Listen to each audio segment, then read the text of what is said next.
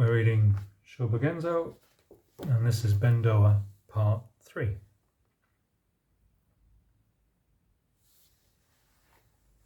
Someone asks, the masters who spread the teachings through our country in previous ages had all entered Tang China and received the transmission of Dharma. Why at that time did they neglect this principle and transmit only philosophical teaching? I say, the reason that past teachers of human beings did not transmit this method was that the time had not come. Someone asks, did those masters of former ages understand this method? I say, if they had understood it, they would have made it known to all. Someone asks, it has been said that we should not regret our life and death. For there is a very quick way to get free of life and death, that is, to know the truth that the mental essence is eternal. In other words, this physical body, having been born, necessarily moves towards death. But this mental essence never dies at all. Once we've been able to recognize that the mental essence, which is unmoved by birth and decay, exists in our own body, we see this as our original essence. Therefore, the body is just a temporary form. It dies here and is born there, never remaining constant. But the mind is eternal. It is unchangeable in the past, future, or present. To know this is called to have become free of life and death. Those who know this principle stop the past cycle of life and death forever, and when the body passes, they enter the spirit world. When they present themselves in the spirit world, they gain wondrous virtues like those of the Buddha Tathagatas. Even if we know this principle now, our body is still the body that has been shaped by deluded behavior in past ages, and so we are not the same as the saints. Those who do not know this principle will forever turn in cycle of life and death. Therefore, we should just hasten to understand the principle that the mental essence is eternal. Even if we passed our whole life in idly sitting, what could we expect to gain? The doctrine I have expressed like this is truly in accord with the truth of the Buddhas and the patriarchs, is it not? I say, the view expressed now is absolutely not the Buddha's Dharma. It is the view of the non-Buddhist Seneca. According to that non-Buddhist view, there is one spiritual intelligence existing within our body. When this intelligence meets conditions, it can discriminate between pleasant and unpleasant, and discriminate between right and wrong, and it can know pain and irritation and know suffering and pleasure. All these are abilities of the spiritual intelligence. When this body dies, however, the spirit casts off the skin and is reborn on the other side. So even though it seems to die here, it lives on there. Therefore we call it immortal and eternal. The view of that non-Buddhist is like this. But if we learn this view as the Buddha's Dharma, we're even more foolish than the person who grasps a tile or pebble thinking it to be a golden treasure. The delusion would be too shameful for comparison. National Master Ekkyu of Great Tang China strongly cautioned against such thinking.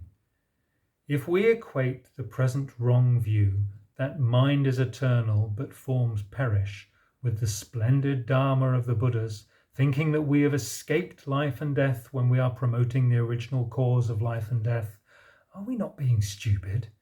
That would be most pitiful. Knowing that this wrong view is just the wrong view of non-Buddhists, we should not touch it with our ears. Nevertheless, I cannot help wanting to save you from this wrong view, and it is only compassionate for me now to try. So remember, in the Buddha Dharma, because the body and mind are originally one reality, the saying that essence and form are not two has been understood equally in the Western heavens and the Eastern lands, and we should never dare go against it. Further, in the lineages that discuss eternal existence, the myriad dharmas are all eternal existence.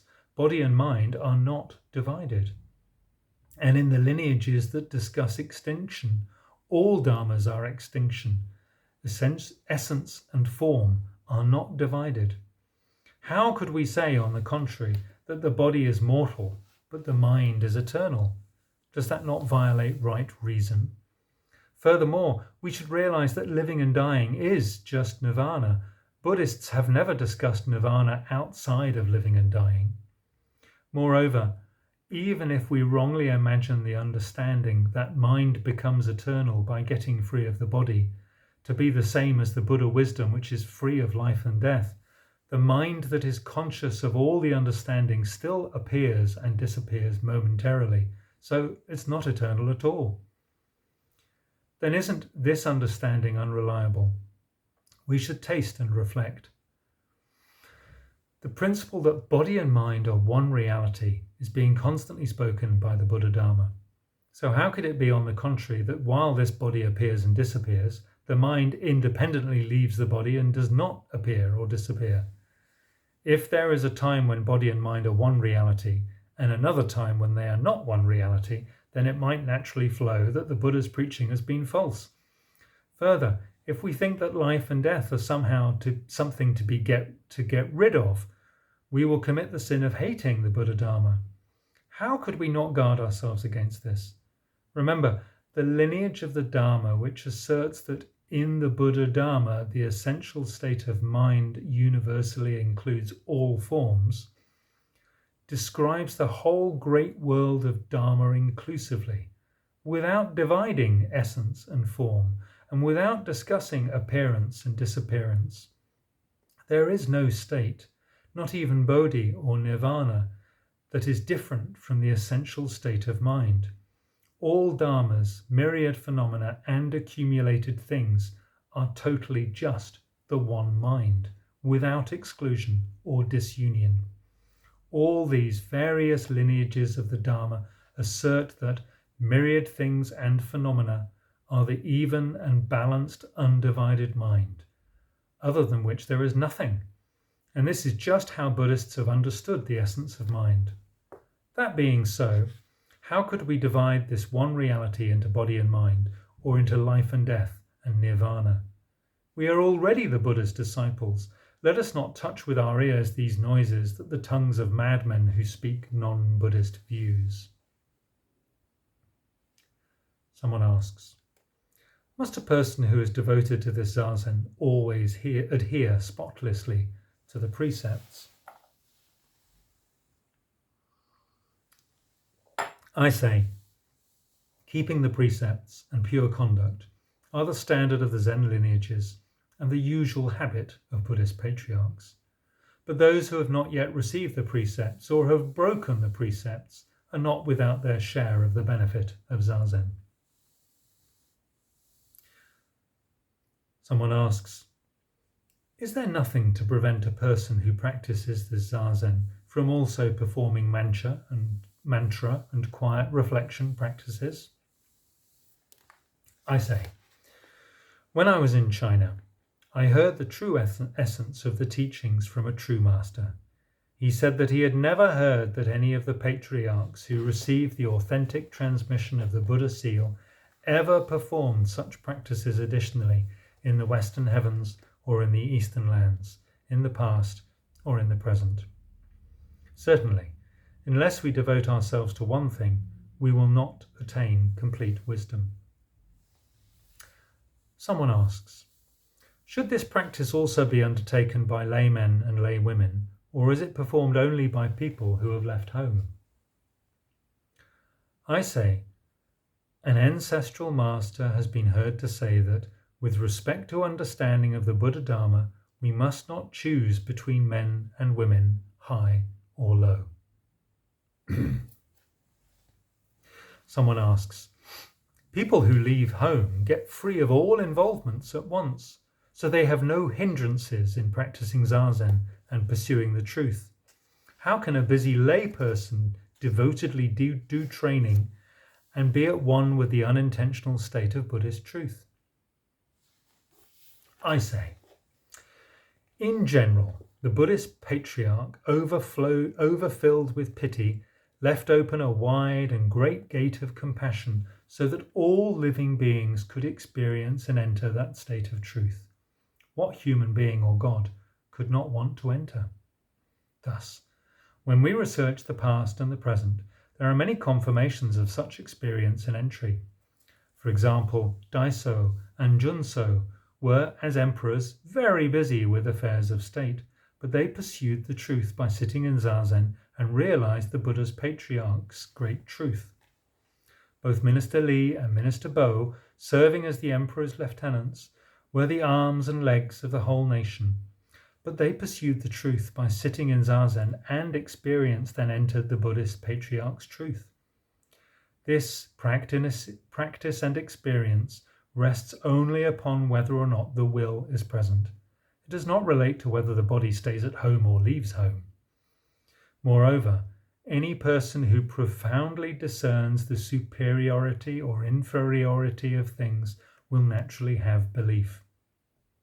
Still more, those who think that worldly affairs hinder the Buddha Dharma only know that there is no Buddha Dharma in the world.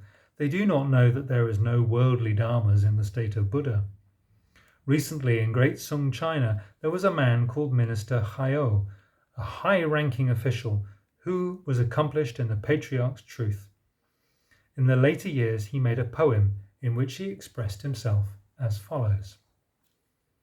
When official business allows, I like to sit in Zazen. I have seldom slept with my side touching a bed. Though I have now become Prime Minister, my fame as a veteran practitioner has spread across the 4 seas. This was somebody who had no time free from official duties, but because his will to the Buddha's truth was deep, he was able to attain the truth. We should reflect on ourselves in comparison with him, and we should reflect on the present in comparison with those days.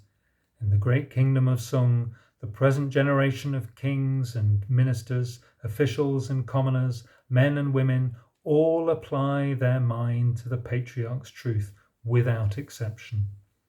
Both the military and literary classes are resolved to practice Zazen and to learn the truth. Those who resolve it will, in many cases, undoubtedly clarify the mental state. Thus it can be naturally inferred that worldly affairs do not hinder the Buddha Dharma. When the real Buddha Dharma spreads throughout a nation, the Buddhas and the gods guard that nation ceaselessly, so the reign is peaceful. When the imperial reign is peaceful, the Buddha Dharma comes into its own. Furthermore, when Shakyamuni was in the world, even people of heavy sins and wrong views were able to get the truth. And in the orders of the ancestral masters, even hunters and old woodcutters entered the state of realization, to say nothing of other people. We need only research the teaching and the state of truth of a true teacher. Someone asks, even in the present corrupt world, in this latter age, is it still possible to realize the state of real experience when we perform this practice? I say, philosophers have occupied themselves with such concepts and forms, but in the real teaching of the great vehicle, without discriminating between right, imitative, and latter Dharma, we say that all those people who practice attain the state of truth. Furthermore, in this directly transmitted right Dharma, both in entering the Dharma and getting the body out, we receive and use the treasure of ourselves.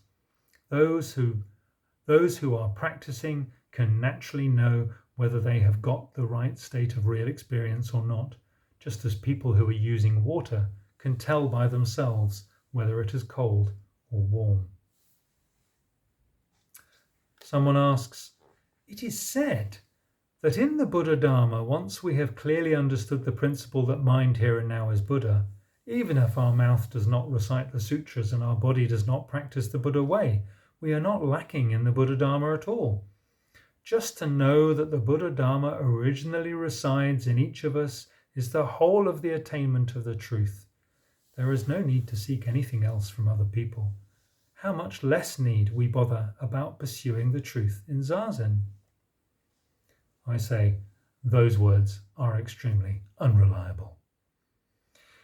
If it is as you say, how could any intelligent person fail to understand this principle once it's been explained to them? Remember, we learn the Buddha Dharma just when we give up views of subject and object. If knowing that we ourselves are just Buddha could be called the attainment of the truth, Shakyamuni would not have bothered to teach the moral way in the past. I would like now to prove this through the subtle criteria of the ancient patriarchs. Long ago, there was a monk called Prior Soku in the order of Zen Master Dōgen. Zen Master Dōgen asks him, Prior Soku, how long have you been in my order? Soku says, I have served in the Master's order for 3 years already. The Zen Master says, you are a recent member of the order. Why do you never ask me about the Buddha Dharma? Soku says, I must not deceive you, Master. Before, when I was in the order of Zen Master Seiho, I realized the state of peace and joy in the Buddha Dharma. The Zen Master says, relying on what words were you able to enter? Soku says, I once asked Seiho, just what is the student that is I? Seiho said, the children of fire come looking for fire. Dōgen says, nice words, but I am afraid that you may not have understood. Soku says, the children of fire belong to fire, so I understood that their being fire yet looking for fire represented my being myself yet looking for myself. The Zen Master says, I have become sure that you did not understand. If the Buddha Dharma were like that, it could never have been transmitted until today. At this, Soku became embarrassed and distressed, and he stood up to leave.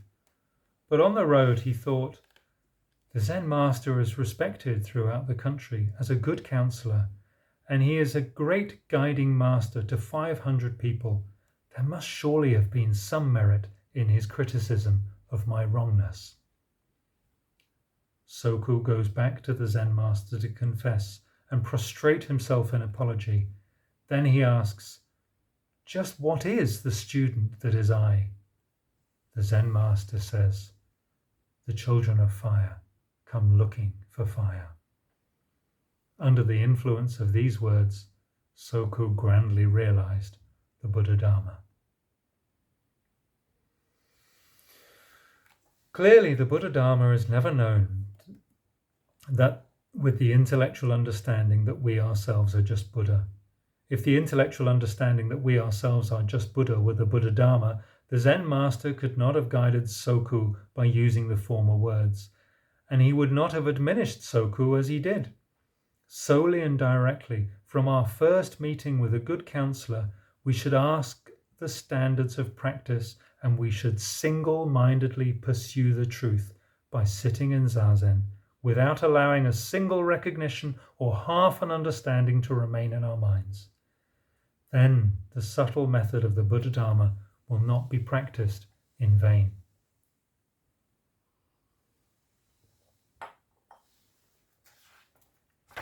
Someone asks, when we hear of India and China in the past and present, there are those who realize the state of truth on hearing the voice of a bamboo, or who clarified the mind on seeing the colors of flowers.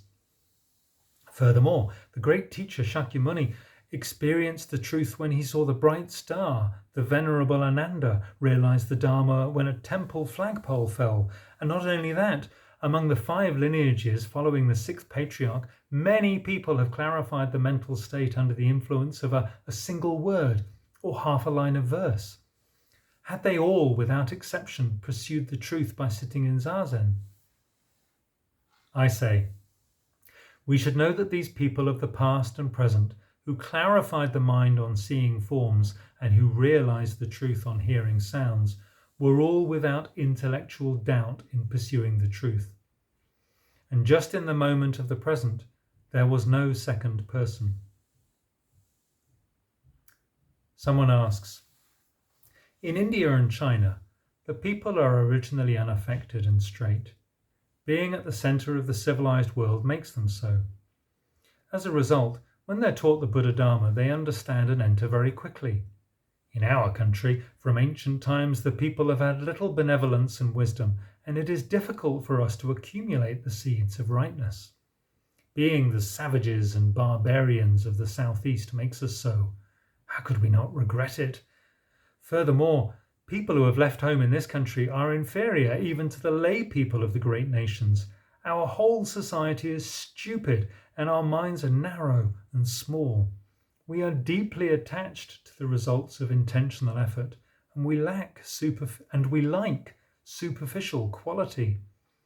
Can people like this expect to experience the Buddha Dharma straight away, even if they sit in Zazen? I say, as you say, the people of our country are not yet universally benevolent and wise, and some people are indeed crooked. Even if we preach right and straight Dharma to them, they will turn nectar into poison. They easily tend toward fame and gain, and it is hard for them to dissolve their delusions and attachments. On the other hand, to experience and enter the Buddha Dharma, one need not always use the worldly wisdom of human beings and gods as a vessel for transcendence of the world. When the Buddha was in the world, an old monk experienced the fourth effect when hit by a ball, and a prostitute clarified the great state of truth after putting on a kasaya. Both were dull people, stupid and silly creatures, but aided by right belief, they had the means to escape their delusion. Another case was the devout woman preparing a midday meal, who disclosed the state of realization when she saw a stupid old bhiksu sitting in quietness. This did not derive from her wisdom, did not derive from writings, did not depend on words, and did not depend on talk. She was aided only by her right belief. Furthermore, Shakyamuni's teachings have been spreading throughout the 3,000 world only for around 2,000 or so years. Countries are of many kinds. Not all are nations of benevolence and wisdom. How could all people, moreover, possess only intelligence and wisdom, keenness of ear, and clarity of eye? But the right Dharma of the Tathagata is originally furnished with unthinkable great virtue and power, and so when the time comes it will spread throughout these countries. When people just practice with right belief, the clever and the stupid alike will attain the truth.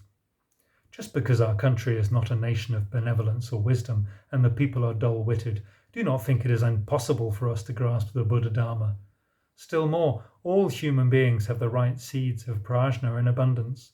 It may simply be that few of us have experienced the state directly, and so we are immature in receiving and using it.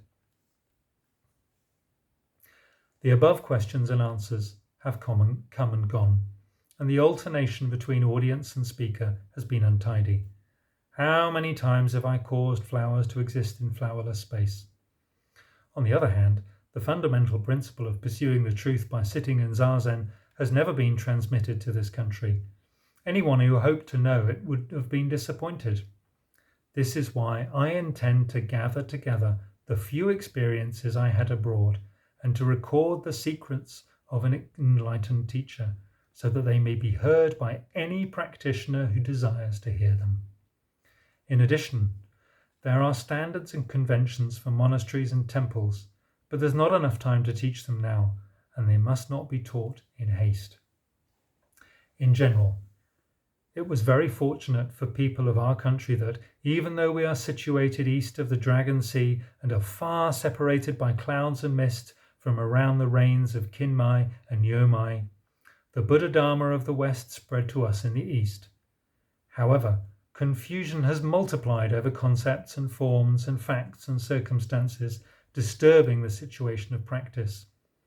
Now, because we make do with tattered robes and mended bowls, tying thatch so we can sit and train by the blue cliffs and white rocks, the matter of the ascendant state of Buddha becomes apparent at once, and we swiftly master the great matter of a lifetime of practice. This is the decree of Ryugi Mountain and the legacy of Kukadapata Mountain. The forms and standards for sitting in Zazen, may be practiced following Fuken's Zengai, which I compiled in the Karoku era. Now, in spreading the Buddha's teaching throughout a nation, on the one hand, we should wait for the king's decree, but on the other hand, when we recall the bequest of Vulture Peak, the kings, nobles, ministers, and generals now manifested in 100 myriad kotis of realms, all have gratefully accepted the Buddha's decree and, not forgetting the original aim of earlier lives to guard and maintain the Buddha's teaching, they have been born. Within the frontiers of the spread of that teaching, what place could not be a Buddha land? Therefore, when we want to disseminate the truth of the Buddhist patriarchs, it is not always necessary to select a particular place or to wait for favorable circumstances. Shall we just consider today to be the starting point? Shall I have put this together, and I will leave it for So I have put this together, and I will leave it for wise masters who aspire to the Buddha Dharma, and for the true stream of practitioners who wish, like wandering clouds or transient waterweeds, to explore the state of truth. Mid-Autumn Day, in the 3rd year of Kanki, written by the Shramana Dōgen, who entered Sung China and received the transmission of the Dharma. Shōbōgenzō, Bendowa.